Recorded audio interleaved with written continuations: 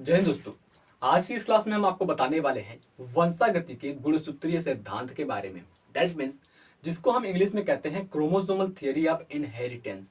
इसके बारे में मैं आपको अच्छे से बताऊंगा, तो आप वीडियो को शुरू से लेकर के अंत तक देखिए ताकि आपको हर पॉइंट अच्छे से समझ में आए। तो सबसे पहले मैं हेडिंग डाल लेता हूँ, वंशागति का गुणसूत्रीय सिद्धांत।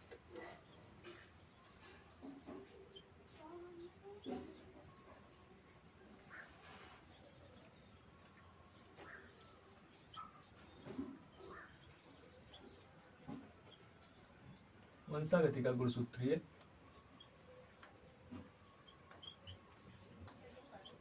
सिद्धांत। देखिए दोस्तों, आप सभी वंशागति से अच्छे से परिचित होंगे। वंशागति क्या होता है इससे आप अच्छे से परिचित होंगे, फिर भी मैं एक बार बताऊं। जो वंशागति होता है उसके अंदर, ठीक है, आनुवांशिक पदार्थों का आदान प्रदान होता है। ठीक है, माता पिता से उनके आनुवांशिक पदार्थों का उनके संतानों में जाने की जो प्रक्रिया होती है वो वंशागति कहलाती है। देन उसके बाद एक शब्द आया है इसमें गुणसूत्र। गुणसूत्र क्या होता है? गुणसूत्र के बारे में मैं आपको बता दूं, क्योंकि हम गुणसूत्रीय सिद्धांत पर पढ़ रहे हैं तो गुणसूत्र के बारे में जानना जरूरी है। तो सबसे पहले आप गुणसूत्र के बारे में जान लीजिए। देखिए गुणसूत्र क्या होता है, एक कोई जीवित कोशिका होती है। ठीक है, ये मान लीजिए कोई जीवित कोशिका है, लिविंग सेल है। यहाँ पर हम लिख देते हैं ये सेल है, और इस सेल के अंदर एक केंद्रक पाया गया है। ठीक, इसको हम क्या कहते हैं? न्यूक्लियस। ये न्यूक्लियस है, केंद्रक है। अब इसी केंद्रक के अंदर कुछ धागे जैसी संरचना पाई जाती है। कुछ इस प्रकार के धागे जैसी संरचना पाई जाती है, ढेर सारी।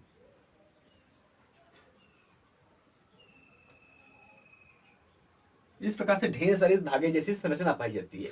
इसी धागे जैसी संरचना को हम कहते हैं गुणसूत्र, यानी कि क्रोमोसोम कहते हैं। ठीक, इतना क्लियर हो गया कि जो गुणसूत्र होता है वो जीवित कोशिका के केंद्रक के अंदर पाए जाने वाली धागेनुमा संरचना होती है। इतना क्लियर हो गया। ये गुणसूत्र की परिभाषा है। कैसे लिखेंगे आप? गुणसूत्र जीवित कोशिका के अंदर पाए जाने वाली जीवित कोशिका के केंद्र के अंदर पाए जाने वाली धागेनुमा संरचना होती है। ठीक, ये इतना हो गया। अब इसके बाद गुणसूत्र से कुछ पॉइंट पूछता है। ठीक है, कुछ क्वेश्चन जो होता है ऑब्जेक्टिव क्वेश्चन यहां से बनता है। देखिए पहला जो क्वेश्चन है कि गुणसूत्र की जो संरचना है सर्वप्रथम किसने देखा था? तो गुणसूत्र के संरचना जो है उसको सर्वप्रथम देखा था नागोली नामक वैज्ञानिक ने। ठीक है, तो सन 1842 ईस्वी में, 42 ईस्वी में नागोली नाम के एक वैज्ञानिक थे। ठीक है, नागोली नाम के एक वैज्ञानिक थे जिन्होंने जीवित कोशिका के केंद्र के अंदर धागेनुमा संरचना को देखा था। क्या देखा था? धागेनुमा संरचना को देखा था। धागेनुमा संरचना को देखा। ठीक, दूसरी पॉइंट है 1888 ईस्वी में वाल्डेयर नामक वैज्ञानिक आए। वाल्डेयर नामक एक वैज्ञानिक आए जिन्होंने नागोली द्वारा देखे गए धागेनुमा संरचना को गुणसूत्र कहा।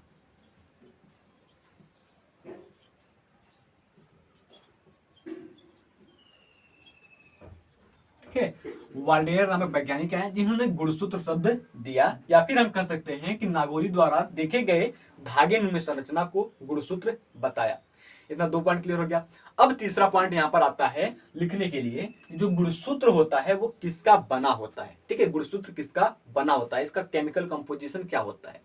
तो गुणसूत्र किसका बना होता है? तो गुणसूत्र जो होता है वो न्यूक्लिक अम्ल तथा प्रोटीन्स का बना होता है। किसका किसका? गुणसूत्र जो होता है वो न्यूक्लिक अम्ल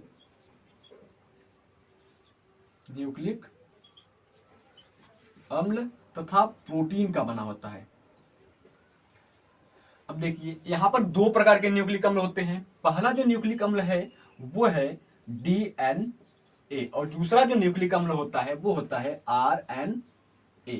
ठीक, ये दो प्रकार के न्यूक्लिक अम्ल हो गए, और दो प्रकार के प्रोटीन्स भी होते हैं। कौन कौन से प्रोटीन्स होते हैं? एक होता है हिस्टोन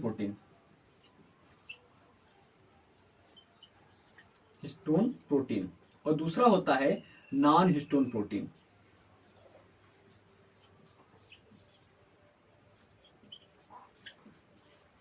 नॉन हिस्टोन प्रोटीन, ये दो प्रकार के प्रोटीन और दो प्रकार के न्यूक्लिक अम्ल होते हैं। अब यहाँ पर बनता है क्वेश्चन कि गुणसूत्र निर्माण में कितने प्रतिशत डीएनए होता है। तो डीएनए का जो भाग होता है वो लगभग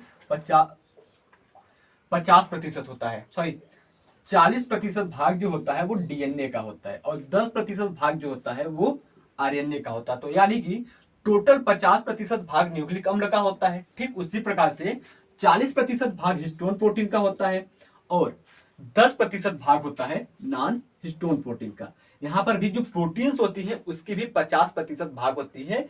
50% हिस्टोन प्रोटीन, सॉरी 50% प्रोटीन और 50% न्यूक्लिक अम्ल से मिलकर के गुणसूत्र का निर्माण होता है। ठीक, इतना पॉइंट क्लियर हो गया। हमने आपको 3 पॉइंट बताया। कौन कौन सा? पहला बताया कि गुणसूत्र की खोज किसने की, गुणसूत्र शब्द का नाम किसने दिया और गुणसूत्र किसका बना होता है। ठीक, अब इसके बाद जानिए, इसके बाद भी कुछ पॉइंट है। गुणसूत्र कितने प्रकार के होते हैं, मानव में जो गुणसूत्र पाए जाते हैं वो कितने प्रकार के होते हैं। तो मानव में जो गुणसूत्र पाए जाते हैं वो मुख्य रूप से 2 प्रकार के होते हैं। 2 प्रकार के गुणसूत्र मानव में पाए जाते हैं।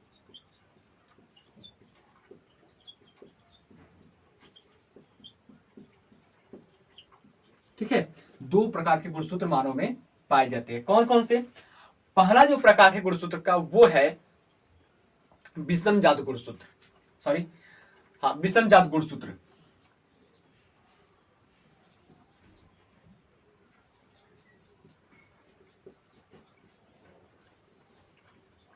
विषमजात गुणसूत्र जिसको हम हेट्रोसोम क्रोमोसोम या फिर सेक्स क्रोमोसोम कहते हैं, जिसको हिंदी में हम लिंग गुणसूत्र कहते हैं। लिख लेते हैं लिंग गुणसूत्र।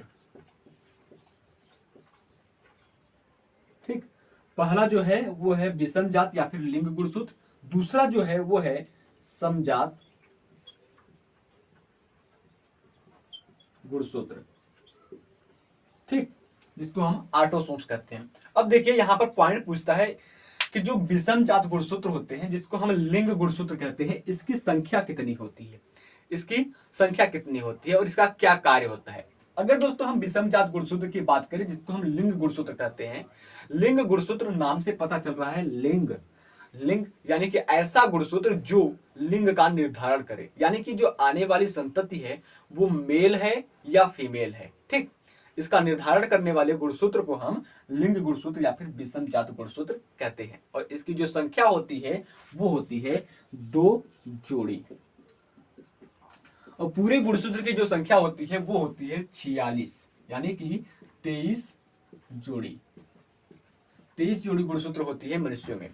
अब उसके बाद दूसरा आता है समजात गुणसूत्र। समजात गुणसूत्र ऐसा गुणसूत्र जो लिंग निर्धारण को छोड़कर बाकी सभी कार्यों का निर्धारण करे। ठीक, उसे हम समजात गुणसूत्र कहते हैं और नर तथा मादा में ये दोनों गुणसूत्र एक समान होते हैं। ठीक, तो और इसकी जो संख्या होती है वो होती है 22 जोड़ी।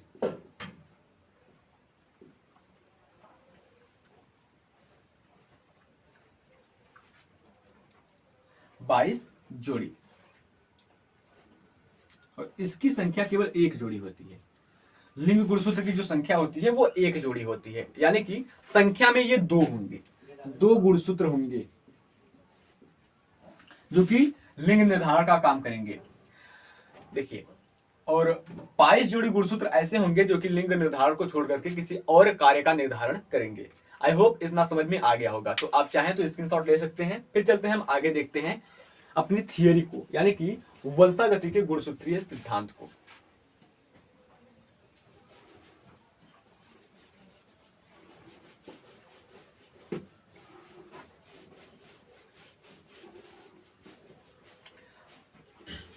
देखिए, वंशागति के गुणसूत्रीय सिद्धांत को देखने से पहले हम इसकी इंट्रो को देखेंगे, यानी कि जो वंशागति का गुणसूत्रीय सिद्धांत है वो शुरू कहां से हुआ, क्यों जरूरत पड़ी। तो सन 1856 ईस्वी, सन 1856 ईस्वी में मेंडल ने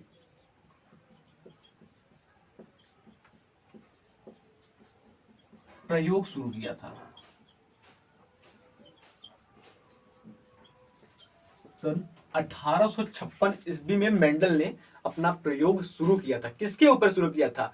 मेंडल ने अपना प्रयोग एक उद्यान मटर यानी कि गार्डन पी के ऊपर शुरू किया था। और कब से कब किया था? 1856 ईस्वी से लेकर के 1863 ईस्वी तक इन्होंने अपना प्रयोग मटर के पौधे पर किया था। मटर के पौधे पर किया था। इतना स्पष्ट? 2 पॉइंट। 1856 में मेंडल ने अपना प्रयोग शुरू किया था। 1856 से लेकर के 1863 ईस्वी तक मटर के पौधे पर अपना प्रयोग किया था। उसके बाद इन्होंने जो प्रयोग किया था उसके बाद एक परिणाम निकला था, जिस परिणाम को इन्होंने सन 1865 ईस्वी में एक पत्रिका में प्रकाशित करवाया था। किस शीर्षक से प्रकाशित करवाया था उस शीर्षक का नाम पूछता है। यानी कि जैसे कि कोई न्यूज़पेपर हम पढ़ते हैं तो कोई घटना पढ़ते हैं तो यहाँ पर ऊपर लिखा होता है खेल कूद लिखा होता है और देश विदेश लिखा होता है, ऐसे सब लिखा होता है ना। तो ठीक उसी प्रकार से जब मेंडल ने अपने परिणामों को प्रकाशित कराया था तो कुछ उसका भी शीर्षक दिया था, कुछ उसका भी हेडलाइन दिया था। तो उस हेडलाइन का नाम पूछता है। तो उस हेडलाइन का नाम है एक्सपेरिमेंट इन प्लांट हाइब्रिडाइजेशन।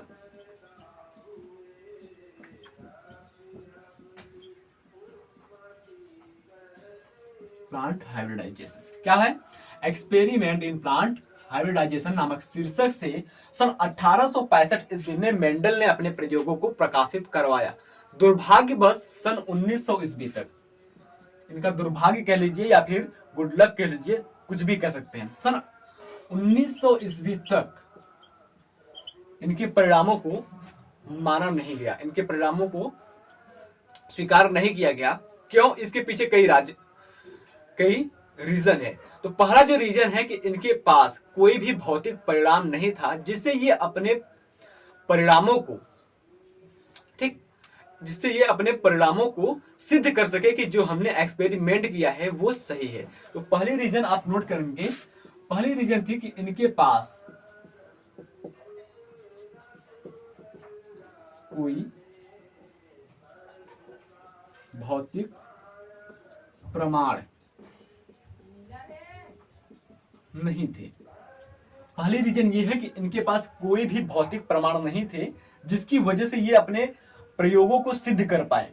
दूसरी रीजन है इन्होंने अपने प्रयोगों में गणितीय तर्क का प्रयोग किया था, तर्क तथा सांख्यिकी का प्रयोग किया था।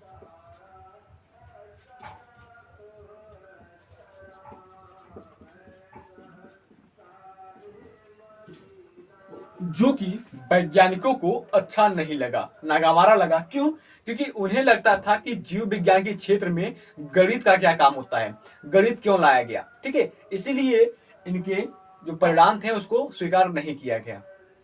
फिर उसके बाद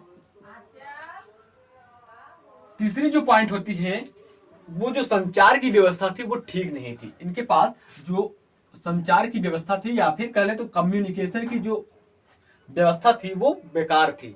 क्यों? क्योंकि आज से ठीक बहुत पहले यानी कि 1856 ईस्वी में आज के जैसे telephone, phone, television, internet, YouTube जैसी व्यवस्थाएं नहीं थी जिससे ये अपने परिणामों को सभी जगहों पर पहुंचा सके, एक एक लोगों को समझा सके। ठीक है, इसीलिए इनकी जो परिणाम थे वो काफी ज्यादा फेल होने की कारण बनी। ठीक है, तो पहला यहां पर लिखेंगे तो पुअर कम्युनिकेशन,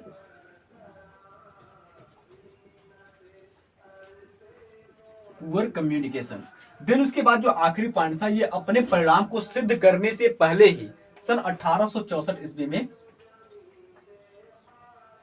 इनकी मृत्यु हो गई। 1884 ईस्वी में इनकी मृत्यु हो गई।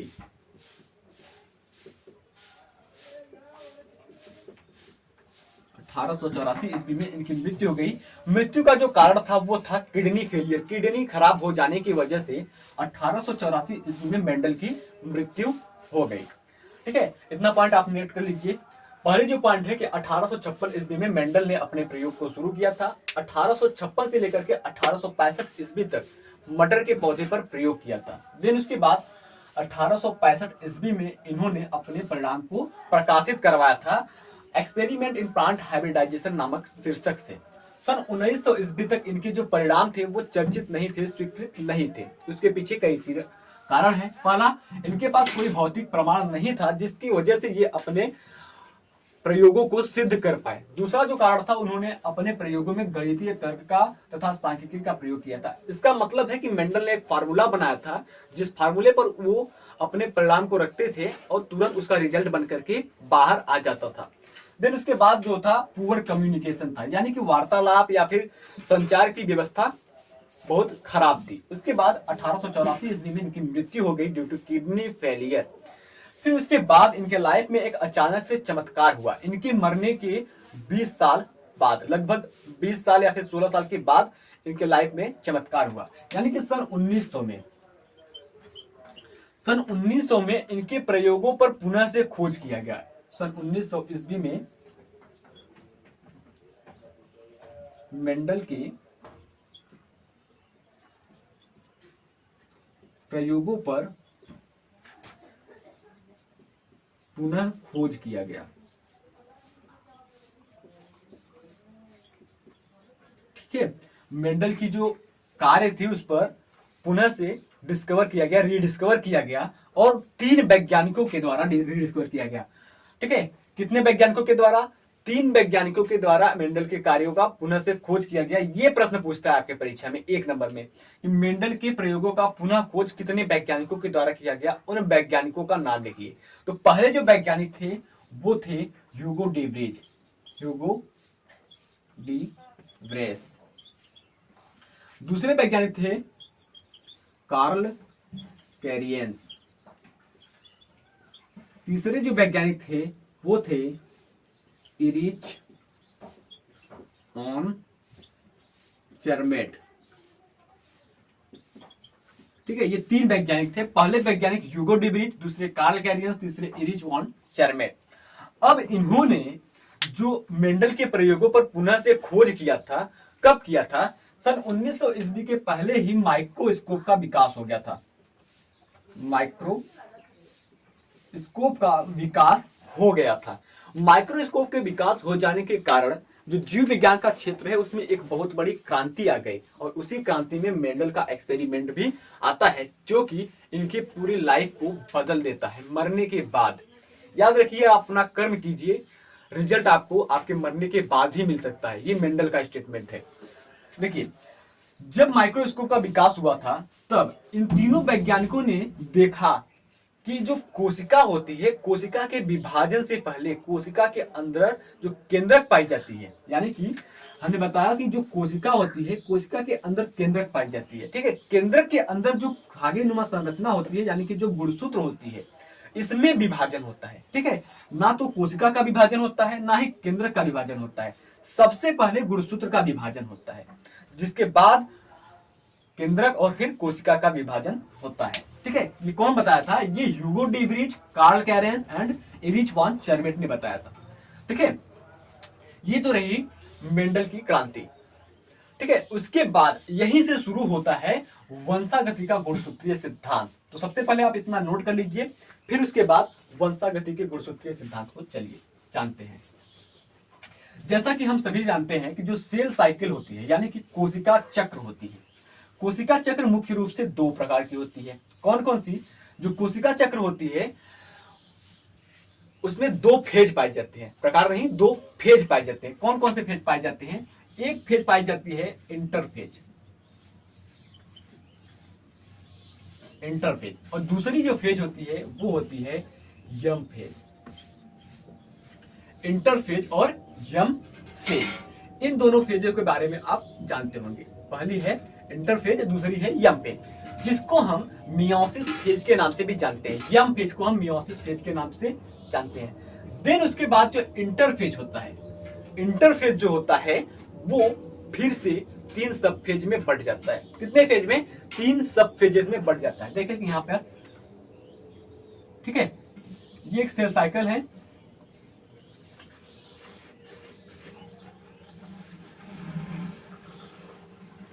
ठीक नहीं, ठीक से बना।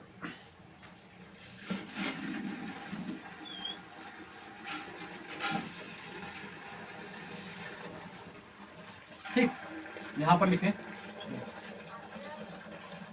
इंटरफेज 3 सब फेजेस में बढ़ता है। कौन कौन से सब फेज है इसमें, पहले ये देखिए। इंटरफेज में पहला जो सब फेज है वो है G1 फेज,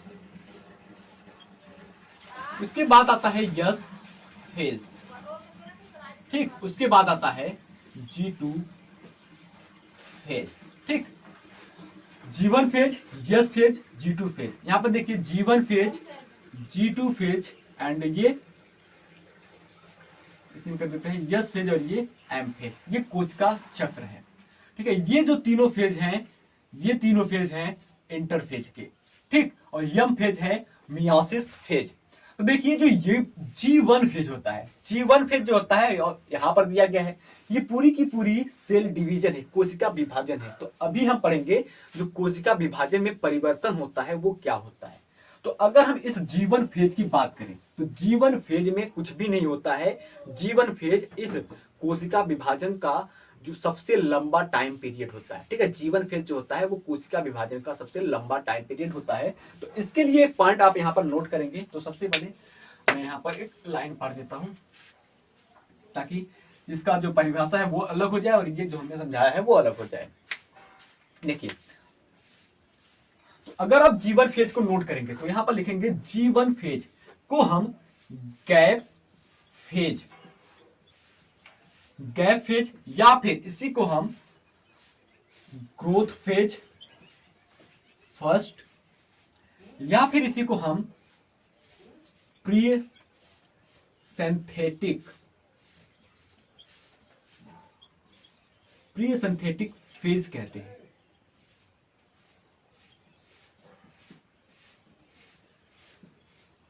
ठीक है, क्या कहते हैं, G1 फेज को हम gap phase, growth first phase, pre synthetic phase के नाम से जानते हैं। इतना स्पष्ट हुआ। फिर उसके बाद इसमें एक और पॉइंट लिखेंगे, इस फेज में, ठीक है, इस फेज में RNA और कुछ प्रोटीन्स का सिंथेसिस होता है। RNA और कुछ प्रोटीन्स का सिंथेसिस होता है।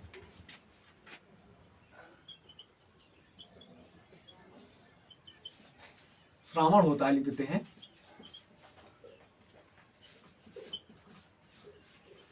श्रावण, यानी कि सिंथेसिस होता है। ये G1 फेज है। इतना क्लियर हो गया, ये फेज क्लियर हो गया। और इस फेज में ना तो क्रोमोसोम के ऊपर कोई प्रभाव पड़ेगा, ना ही DNA के ऊपर कोई प्रभाव पड़ेगा। ये जो होती है वो कोशिका चक्र की सबसे लंबी अवस्था होती है और इस अवस्था में RNA और प्रोटीन्स का स्रावण होता है। दूसरे पॉइंट को आप नोट करेंगे, देखिए G1 फेज के बाद यस फेज आता है। यहां पर देखिए G1 फेज के बाद यस फेज आता है और उसके बाद G2 फेज आता है, ठीक है। तो G1 और G2 फेज के बीच में पाया जाता है yes phase. G1 G2 phase के बाद पाया जाता है यस फेज। और इस यस फेज को हम क्या कहते हैं, यस फेज। इस यस फेज को हम सिंथेटिक फेज के नाम से जानते हैं। सिंथेटिक फेज के नाम से जानते हैं।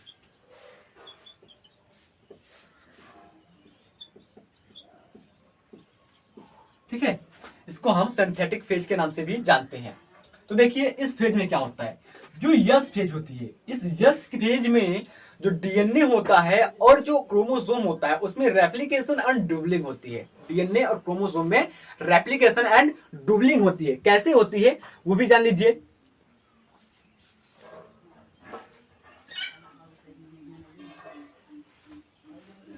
तो पहले लिखिए, जो यस फेज होती है इसमें डीएनए की डुबलिंग होती है।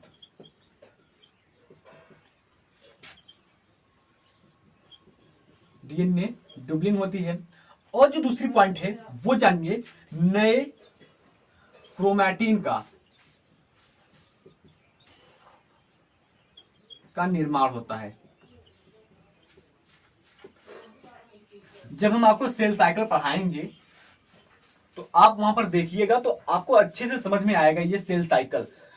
ठीक है, हमको यहाँ पर सेल साइकिल नहीं पढ़ना है। हम सेल साइकिल अगर पढ़ाएंगे तो काफी बहुत लंबा हो जाएगा ये वीडियो, इसीलिए हम केवल इसी को समझा रहे हैं। ठीक है, तो जो एस फेज होता है उसमें डीएनए की ड्यूबलिंग होती है और नए क्रोमैटिन्स का निर्माण होता है। देखिए यहाँ पर क्रोमैटिन्स बना है, नहीं बना है, तो यहाँ पर देखिए ये छोटे छोटे क्रोमैटिन्स दिखाई दे रहे हैं, बीच में जो जगह दिखाई दे रहा है ये आपका क्रोमैटिन्स है। तो इसी यज फेज में क्रोमैटिन्स का निर्माण होता है और क्रोमैटिन्स के निर्माण के बाद जो यज फेज होता है वो प्रवेश कर जाता है G2 फेज में।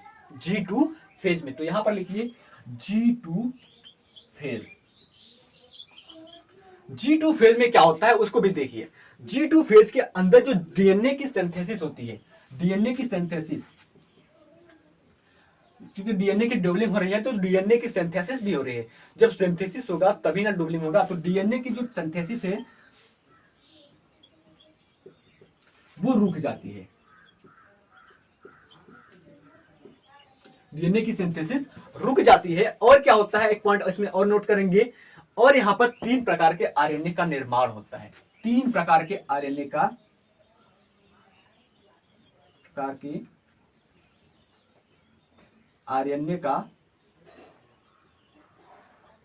निर्माण होता है। ठीक, 3 प्रकार के आरएनए कौन कौन से होते हैं? वो 3 प्रकार के आरएनए होते हैं, एम आरएनए, टी आरएनए और एन आरएनए। ठीक है, एम आरएनए, टी आरएनए और are RNA, messenger RNA, transfer RNA और राइबोसोमल आरएनए, ये 3 प्रकार के आरएनए होते हैं। इनका निर्माण G2 फेज में होता है। फिर उसके बाद क्या होता है, इसमें जो डैमेज डीएनए होते हैं, जो डीएनए क्षतिग्रस्त हो गए हैं, उनका रिपेयर होता है, उनका फिर से निर्माण होता है, उनको फिर से बनाया जाता है G2 फेज में। तो सबसे पहले आप इतने को नोट कर लीजिए, स्क्रीनशॉट ले लीजिए। फिर उसके बाद हम चलते हैं आगे की पॉइंट में। ये तीनों फेज जान लीजिए इंटरफेज का फेज है, सब फेज है।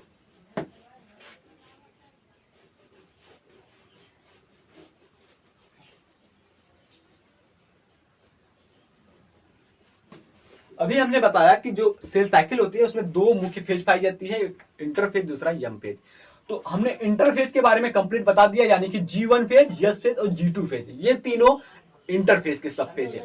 अब इस G2 फेज के बाद शुरू होता है हमारा यम फेज, यानी कि हमारा मियोसिस फेज का शुरुआत हो जाता है। अगर हम यम फेज की बात करें, ठीक है, यम फेज जिसको हम मियोसिस फेज की बात करें अगर, तो जो मियोसिस फेज होता है इसकी शुरुआत जो होती है वो होती है कैरियोकाइनेसिस से, और जो समाप्ति होती है वो होती है साइटोकाइनेसिस से। अगर हम यम फेज की बात करें तो यम फेज में भी, यम फेज के अंदर भी 4 सब फेज भी पाए जाते हैं। कौन कौन से 4 सब फेज है उसको भी जान लीजिए। पहली जो सब फेज है वो है प्रोफेज, दूसरा जो है वो है मेटाफेज, तीसरा जो है वो है एनाफेज, और लास्ट जो है वो है टीलोफेज। ठीक है, prophase, metaphase, anaphase and telophase, ये 4 सब फेज है यम फेज के। अब देखिए क्या होता है, इस G2 फेज के बाद मियोसिस फेज का शुरुआत होता है, लेकिन मियोसिस फेज के सबसे पहले वाले सब फेज का, जिसको हम प्रोफेज कहते हैं, तो मियोसिस फेज के प्रोफेज फर्स्ट में, ठीक है, यहां पर लिखेंगे मियोसिस फेज के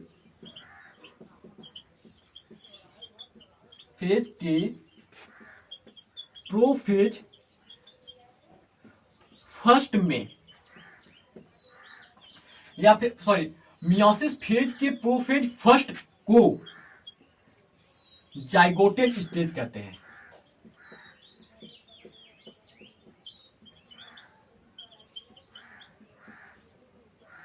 जाइगोटेन स्टेज कहते हैं। और इसी फेज के अंदर, प्रोफेज फर्स्ट के अंदर ही होमोलागस क्रोमोसोम जो होती है,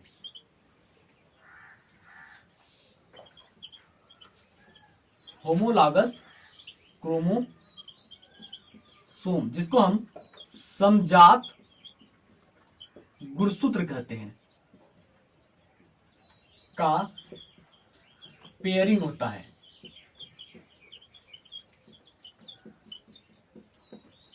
ठीक है, पेयरिंग होता है।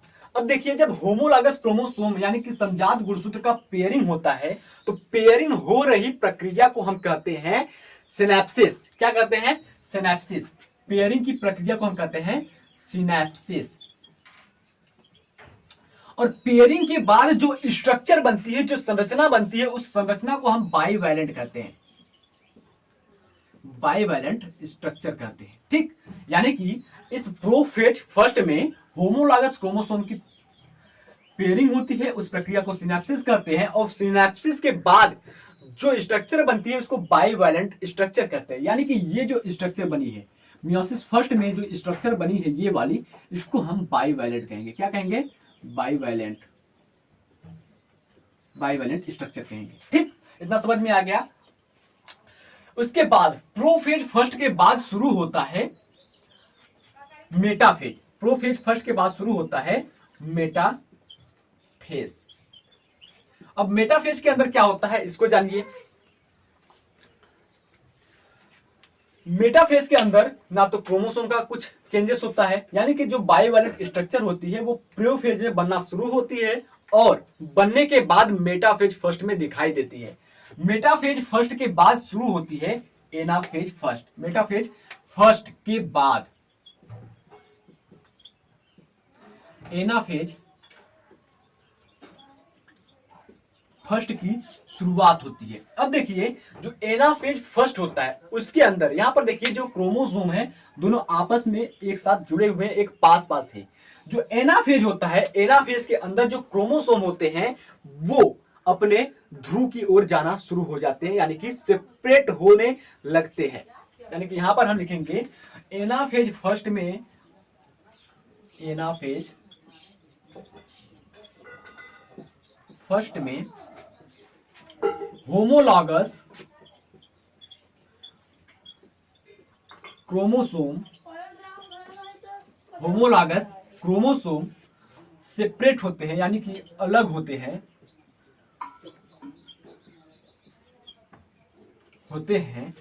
बिना सेंट्रोमियर के डिवीजन में। यानी कि जो सेंट्रोमियर होता है उसमें कोई भी चेंजेस नहीं होते, उसमें अलगाव नहीं होता है। बिना सेंट्रोमियर के बटे होमोलॉगस क्रोमोसोम अलग हो जाते हैं, यानी कि अपने ध्रुव की ओर जाना शुरू हो जाते हैं। यहां पर देखिए ये दोनों होमोलॉगस क्रोमोसोम पास पास है, इस एनाफेज में दोनों अलग हो गए। ठीक, अब इसके बाद एनाफेज के बाद शुरू होता है टीलोफेज। यहां पर देखिए एनाफेज के बाद शुरू होता है टीलोफेज। टीलोफेज की शुरुआत कैरियोकाइनेसिस से और एंड साइटोकाइनेसिस से होती है। अब टीलोफेज में क्या होता है? टीलोफेज के अंत में ये जो सेल है, ये सेल दो बराबर भागों में बट जाएगा, यानी कि ये एक इधर बन जाएगा और एक इधर बन जाएगा। यानी कि यहाँ पर मियोसिस सेकेंड, मेटाफेज सेकेंड का शुरुआत हो जाता है। ठीक है, टीलोफेज के बाद मियोसिस सेकेंड और मेटाफेज सेकेंड का शुरुआत हो जाता है। अब मेटाफेज सेकेंड में कुछ चेंजेस होती है, अलग रूप से दिखाई देती है।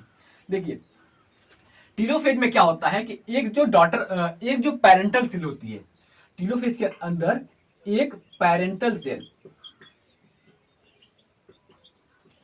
दो डॉटर सेल में बढ़ जाती है, दो डॉटर सेल में बढ़ जाती है। अब ये जो दोनों डॉटर सेल है, ये दोनों जो डॉटर सेल है वो मियोसिस सेकेंड के लिए एक्ट करेंगी मदर सेल के जैसी, मदर सेल के जैसी एक्ट करेंगी, कार्य करेंगी मियोसिस सेकेंड के लिए, या फिर इसको हम कह सकते हैं पैरेंटल सेल के जैसे कार्य करेंगी। अब इसमें क्या होता है कि जो हमारा होमोलॉगस क्रोमोसोम मियोसिस सेकेंड के एनाफेज में बिना सेंट्रोमियर के बटे अलग अलग हो गए, तो वही इस मियोसिस सेकेंड के एनाफेज सेकेंड में जो हमारा क्रोमोसोम है, होमोलॉगस क्रोमोसोम है, वो अलग होगा। साथ में जो सेंट्रोमियर है उसमें भी डिवीजन होगा, सेंट्रोमियर को चिरते हुए वो दोनों अलग हो जाएंगे। तो कैसे यहां पर लिखेंगे? यहां पर लिखते हैं हम meiosis second anaphase second, meiosis second anaphase second. इसमें क्या होता है नोट करेंगे आप,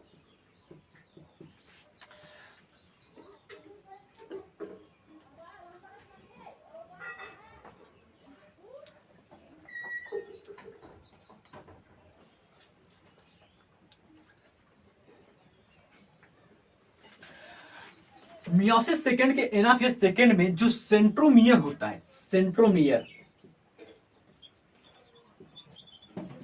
में एक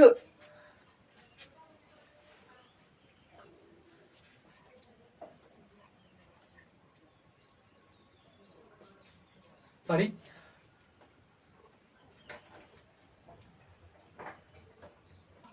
एनाफेज सेकेंड की जो शुरुआत होती है, एनाफेज सेकेंड की जो शुरुआत होती है वो स्पाइंडल फाइबर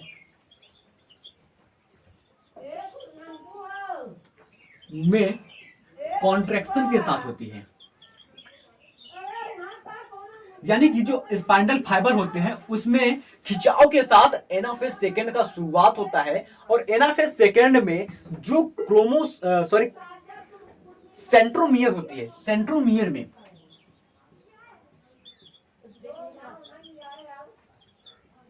प्रेशर उत्पन्न होता है, प्रेशर उत्पन्न होता है। और आखिरी में क्या होता है कि जो सेंट्रोमियर होती है वो बढ़ जाती है, और जो क्रोमोसोम होता है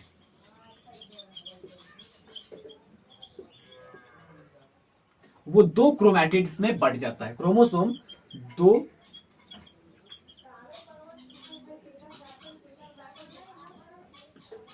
बढ़ जाता है। तो हमने यहां का बताया, हमने यहां बताया कि जो प्रोफेज होती है, प्रोफेज फर्स्ट में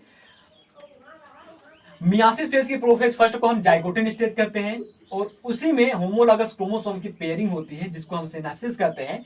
पेयरिंग के बाद जो स्ट्रक्चर बनती है उसको बाइवैलेंट स्ट्रक्चर कहते हैं। फिर उसके बाद मेटाफेज फर्स्ट के बाद एनाफेज फर्स्ट का शुरुआत होता है, क्योंकि जो मेटाफेज फर्स्ट होती है उसी में जो बाइवैलेंट स्ट्रक्चर होता है क्रोमोसोम की वो दिखाई देती है। एनाफेज फर्स्ट के अंदर जो होता है वो होमोलॉगस क्रोमोसोम जो होते हैं वो अलग होते हैं बिना सेंट्रोमियर के डिवीजन की, ठीक है, बिना सेंट्रोमियर के डिवीजन की।